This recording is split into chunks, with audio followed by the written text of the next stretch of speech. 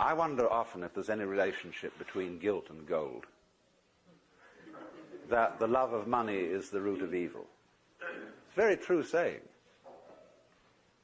Because you see, I was saying yesterday that the difference between having a job and having a vocation is that a job is some unpleasant work you do in order to make money, with the sole purpose of making money. There are plenty of jobs because there is still a certain amount of dirty work that nobody wants to do, and that therefore they will pay someone to do it. There is essentially less and less of that kind of work because of mechanization. But if you do a job with the sole purpose of making money, you are absurd. Because if money becomes the goal, and it does when you work that way, you begin increasingly to confuse it with happiness or with pleasure.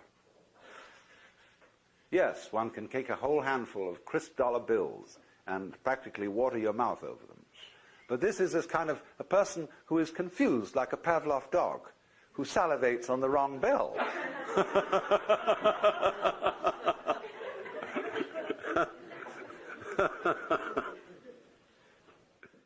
St. Paul said that the laborer is worthy of his hire. I, as a philosopher, mere philosopher, dealing in higher things, always insist that I be paid for my work. And I get the highest fee I can get.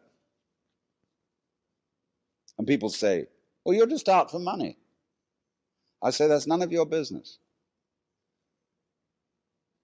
Because I give most of it away. My own needs being extremely simple.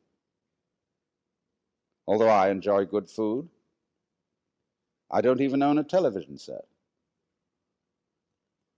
It's a very simple life, but I've got enough, and enough is as good as a feast. You see, a lot of people don't feel happy unless they have another thing beyond money, which is called status. And status, to a very large extent in our economy, consists in conspicuous consumption.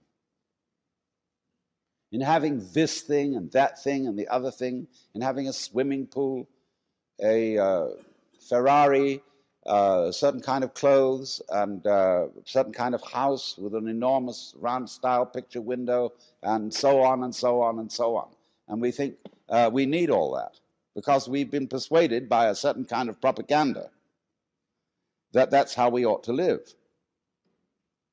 Because we haven't asked ourselves whether that was what we really wanted. In other words, we've been propagandized into thinking what we wanted. I remember my daughter, when she was in high school, insisted that she had to have a certain number of cashmere sweaters. In those days, I couldn't afford them. I said, my dear, do you really want these? Or is it just that you've been reading ads in the magazine or listening to the other children? Because you see, schools are places where you send your child to be brought up by other children. And therefore, they get a kind of lowest common denominator of culture. They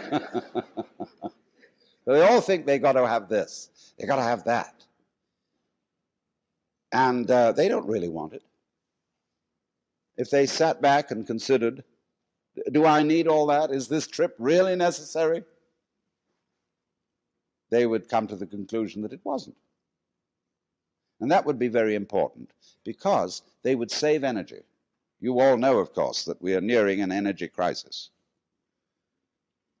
That there is not enough physical energy going to be available for all the things we think we're supposed to do, to go rushing around and so on.